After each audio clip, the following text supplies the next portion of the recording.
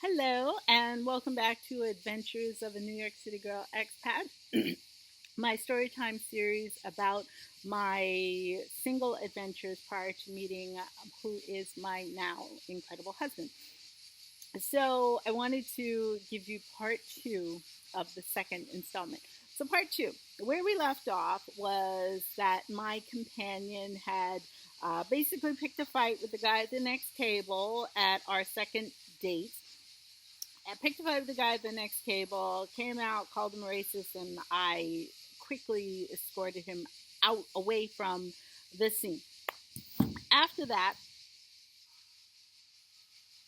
it took me a minute because, and I'm talking about I gave myself a minute to think about the actions that had transpired, after the date was over, after I had gotten home. And I said to myself, okay, well, maybe he was trying to impress you. Maybe it just got out of hand. I'm thinking of all these things. And finally I said, no, I don't need it. Don't need it. When you get to a point where you're putting my safety in jeopardy for the sake of ego, whatever it might be, didn't like it. So I just said, I just blocked him. At first I ghosted him. Then he didn't get the hint, so I just blocked him. Again, in this situation, and again, he didn't speak English, which meant that, and I will say this, it is a lot of work. It is a lot of work on the person who's working to learn the second language, because there are so many different nuances when you're speaking another language, that there are so many different phrases for the same thing, and some phrases can be a little harsh and some phrases are a little bit more appropriate depending on who you're speaking to. And one thing that I do know about men after they get into a certain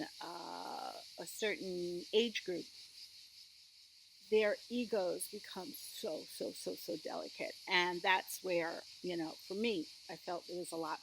Basically, I felt there was too much. It was more work than I was willing to put in, especially just getting to know this person. So I blocked him. I ended up blocking him. And, or at least that number.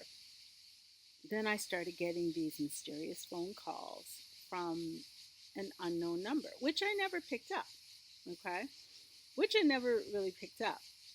But at first I picked up simply because, now remember, at the time I was looking for an apartment. I was apartment hunting. So I wasn't sure if somebody was getting back to me about an apartment or whatever. So I would pick up the phone. So after about the first two, so when I picked up, there was basically a guy, and I recognized the voice right away, basically saying, I'm totally in love with you. I'm totally in love with you. I'm totally in love with you. And it's like, okay, whatever. Could be anybody, right? But I recognized the voice. I knew it was an older guy, and I knew who it was. As I mentioned, he had the North African accent, Tunisian. So I ignored it. Again, blocked it. Kept getting these mysterious phone calls. So I just left it alone. So I told my friend, I told my good friend and cultural expert, cultural advisor, what was going on. We were hanging out on her terrace one day. And I told her, I said, I'm pretty sure it's him.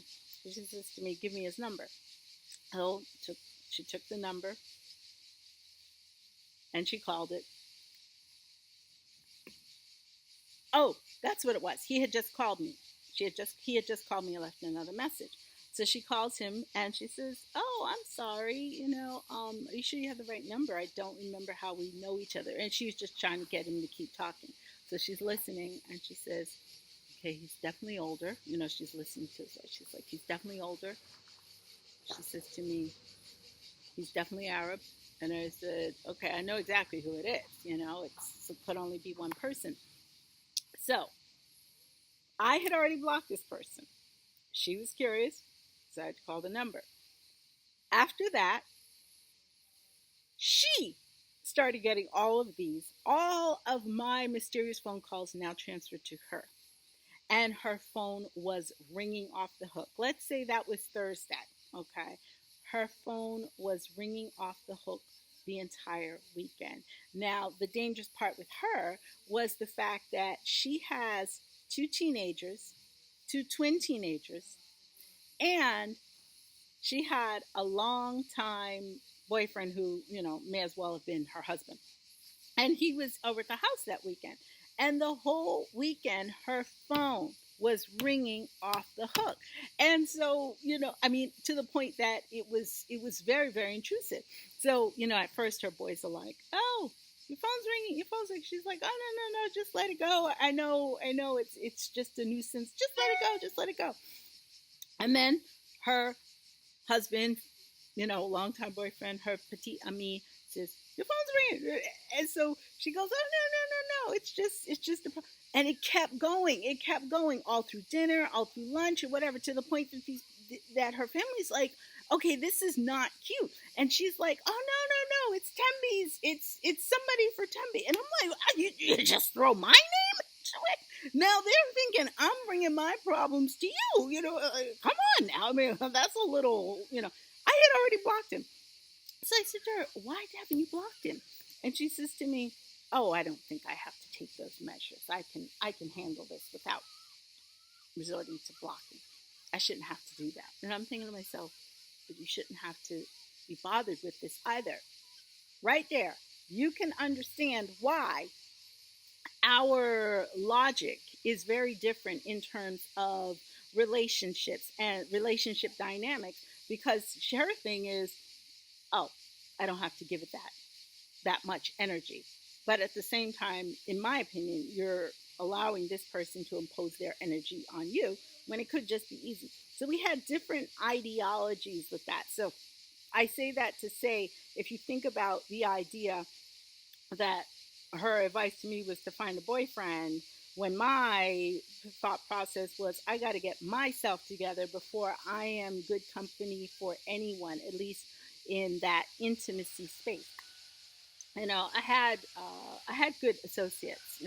I felt were good associates. Her being probably my best friend since I got here. As a matter of fact, she was a witness she witnessed my ceremony, my marriage ceremony. So yeah. So anyhow, this continued, and finally, after about 3 days of this or whatever, she says to me, "Okay, I got it." She had her policeman friends call the guy and basically threaten him with legal action if he didn't stop. And that was the end of that. So, that was one of my few experiences dating in Aix-en-Provence. And of course, after that, he actually called her back and, just pleaded for his life. Oh, I'm so sorry.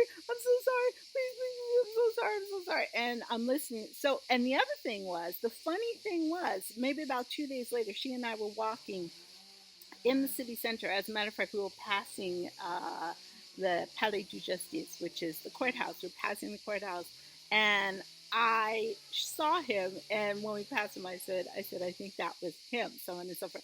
Now, and the other interesting thing was, a couple of weeks ago, my husband and I went to the music festival in Aix-en-Provence, which I highly recommend the music festival. Just be careful, of course. And again, I saw him pass us out of the corner of my eye. Okay, I didn't look at him, but I saw him pass us out of the corner of my eye. And my confirmation was that when out of the corner of my eye, I saw him turn and look in our direction, I said to myself, okay. No. So again, stay safe. Until next time, thanks for tuning in.